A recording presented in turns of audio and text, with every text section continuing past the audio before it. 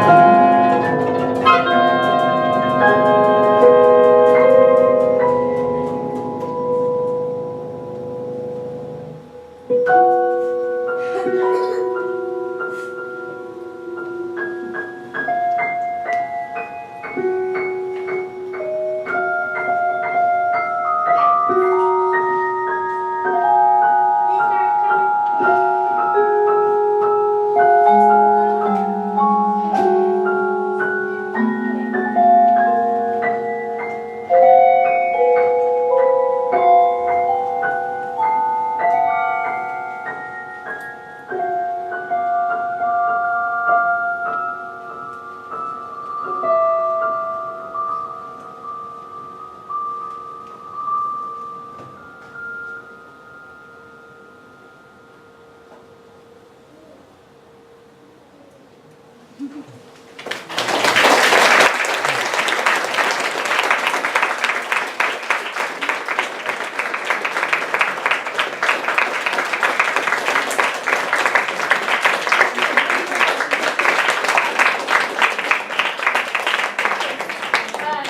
promise the ensemble will take a bow after we're all said and done. Next up we have The Fall of the House of Usher, which was made, I believe, in the same year. Slightly shorter film with a slightly condensed instrumentation, so no electric guitar on this one. Let me just go ahead and show the video. Oh.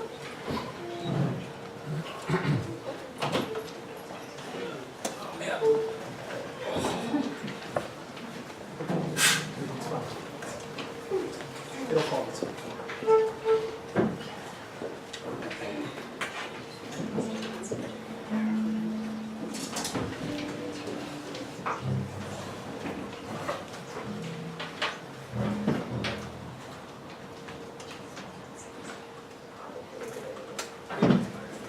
Can I get Nick?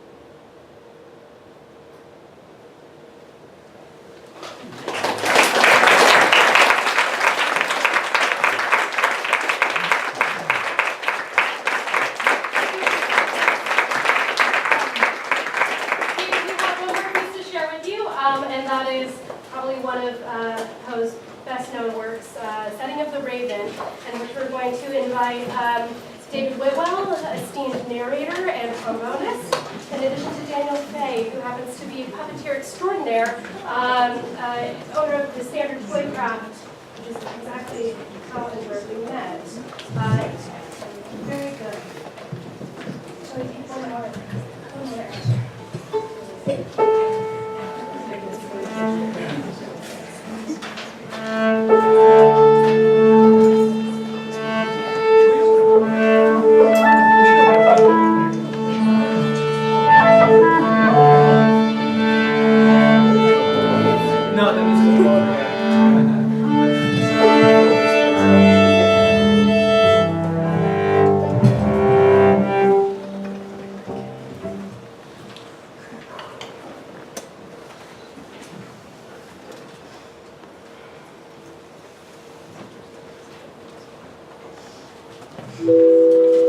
Once upon a midnight dreary,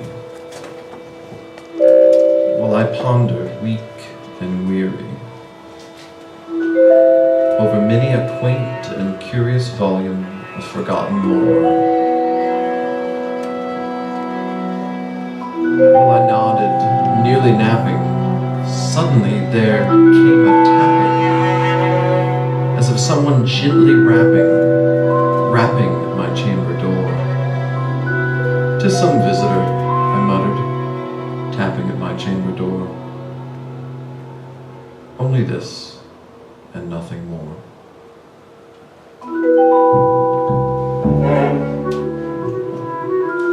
I distinctly remember it was in the bleak December, and each separate dying ember wrought its ghost upon the floor. Eagerly I wished tomorrow, vainly I had sought to borrow from my books surcease of sorrow, sorrow for the lost Lenore, for the rare and radiant maiden whom the angels name Lenore, nameless here forevermore.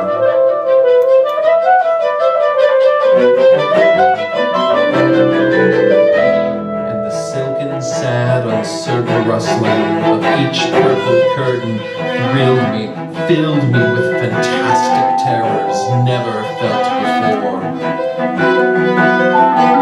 So that now, to still the beating of my heart, I stood repeating, "'Tis some visitor entreating entrance at my chamber door. Some late visitor entreating entrance at my chamber door.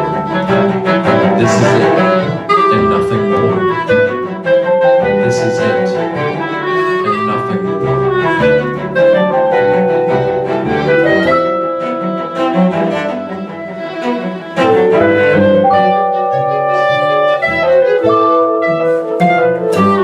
Presently my soul grew stronger, hesitating then no longer. "Sir," said I, "or madam, truly your forgiveness I implore. But the fact is, I was napping, and so gently you came rapping, and so faintly you came tapping at my chamber door, that I scarce was sure I heard you." Here I opened wide the door. Darkness there, and nothing more. Darkness there, and nothing more.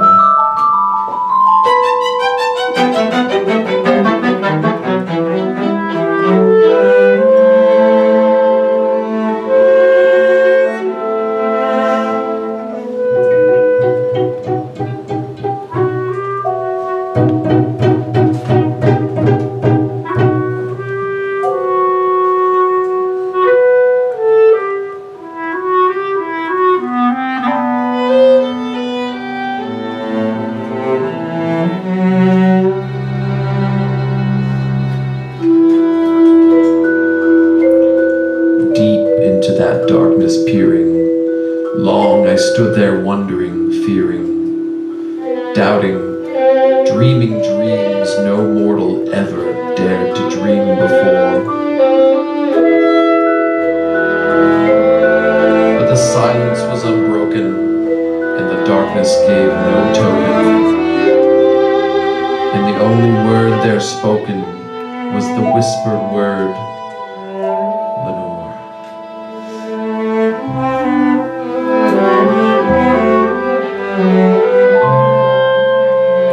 This I whispered, and an echo murmured back the word, Lenore.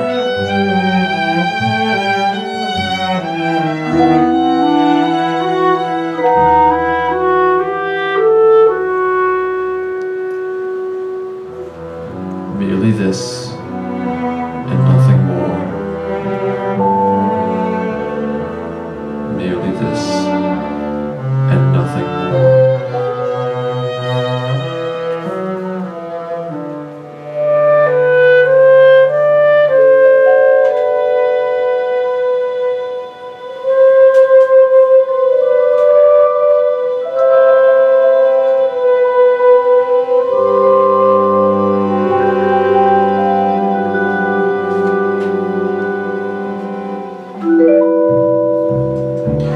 Back into the chamber turning, all my soul within me burning. Soon again I heard a tapping, somewhat louder than before.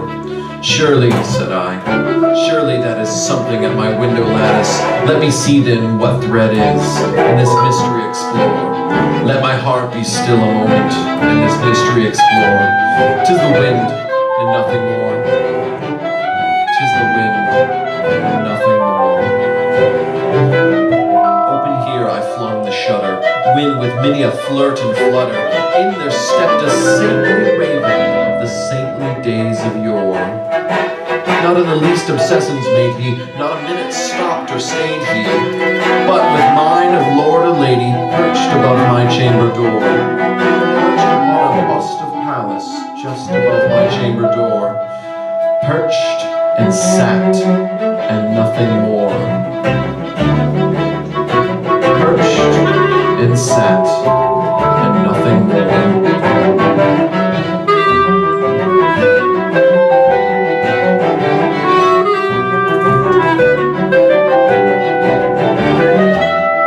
Ebony bird beguiling my sad fancy into smiling by the grave and stern decorum of the countenance at war. Though thy crest be shorn and shaven, thou, I said, art sure no craven, ghastly grim and ancient raven, wandering from the nightly shore. Tell me what thy lordly name is on the night's Plutonian shore. Quoth the raven, quoth the raven, nevermore.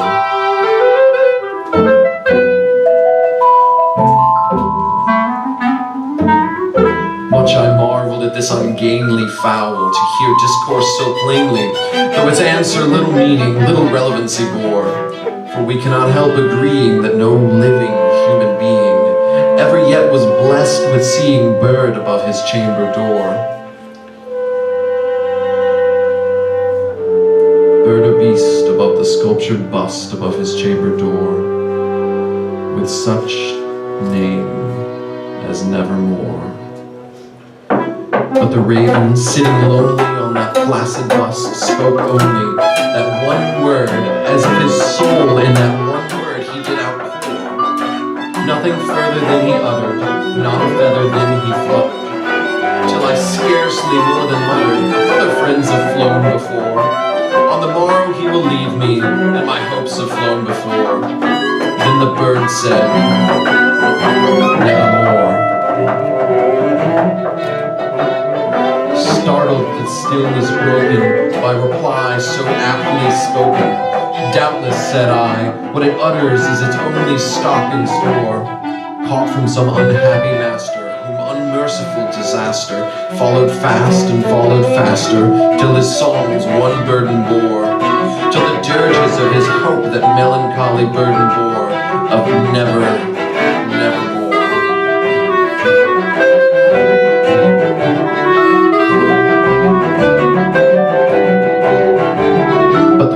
Still beguiling all my sad soul into smiling, straight I wheeled a cushioned seat in front of bird and bust and door.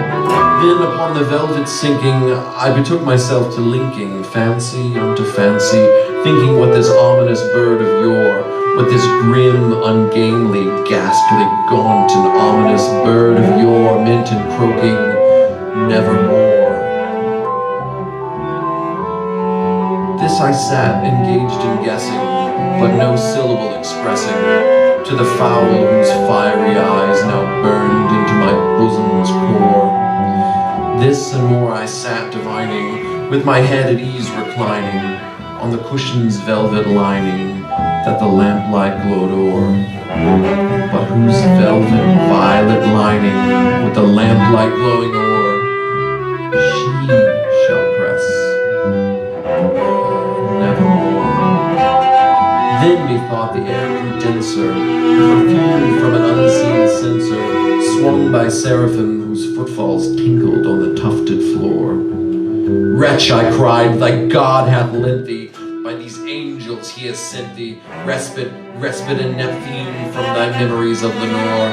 Quaff, oh quaff this kind Nephthene, and forget this lost Lenore. Quoth the raven, nevermore. Prophet, said I, thing of evil, prophet still if bird or devil, whether tempter sent or whether tempest tossed thee here ashore, desolate yet on all undaunted, on this desert land enchanted, on this home by horror haunted, tell me truly, I implore, is there a balm in Gilead? Tell me, I implore. Quoth the raven, nevermore.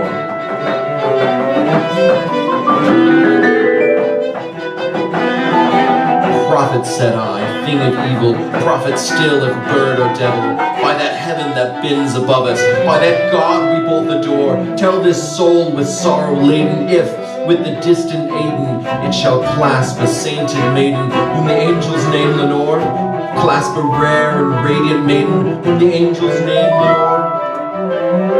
Quoth the raven, nevermore. Be that word our sign of parting, bird or fiend, I shrieked upstarting. Get thee back into the tempest and the night's Plutonian shore. Leave no black plume as a token of that lie thy soul hath spoken. Leave my loneliness unbroken, quit the bust above my door. Take thy beak from out my heart, and take thy form from off my door. Quoth the raven, nevermore. And the raven, never flitting, still is sitting, on the pallid bust of Pallas, just above my chamber door. And his eyes have all the seeming of a demon's that is dreaming, and the lamplight o'er him streaming throws his shadow on the floor. And my soul, from out that shadow that lies floating on the floor, shall be lifted nevermore.